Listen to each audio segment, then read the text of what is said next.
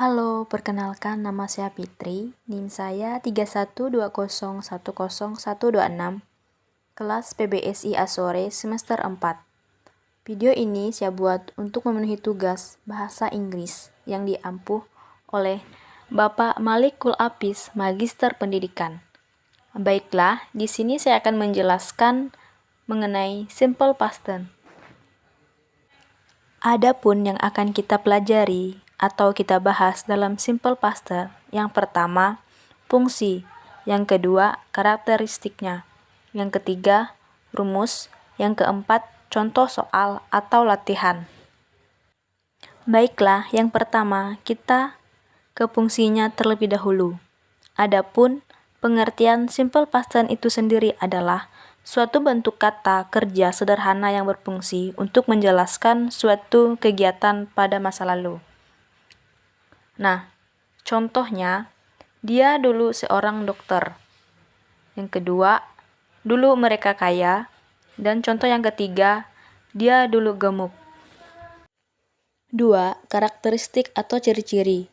Yang pertama, adapun simple past tense, verbal yang digunakan selalu berbentuk yang kedua untuk menandakan aktivitas yang terjadi di masa lampau atau menggunakan to be, was atau were. Yang kedua, menggunakan waktu signal bentuk lampau seperti last night, yesterday. Yang ketiga, memaknai kata kerja regular atau irregular. Contoh soal atau latihan. Nah, di sini kapan kita menggunakan was dan kapan kita menggunakan were. Was digunakan buat yang subjeknya I, she, he, it.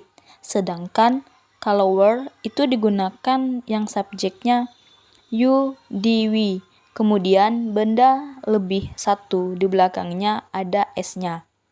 Nah, formula atau rumus ada kalimat verbal dalam simple past tense menggunakan did, went, verb, get, drop, cook, read, search.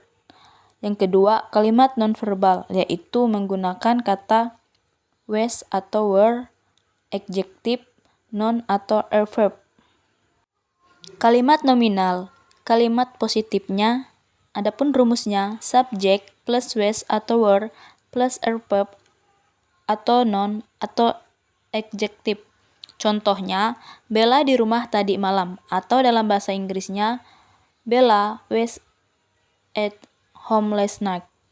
Yang kedua, kalimat negatif. Adapun rumusnya subject plus was plus were plus not plus adverb atau noun atau adjective.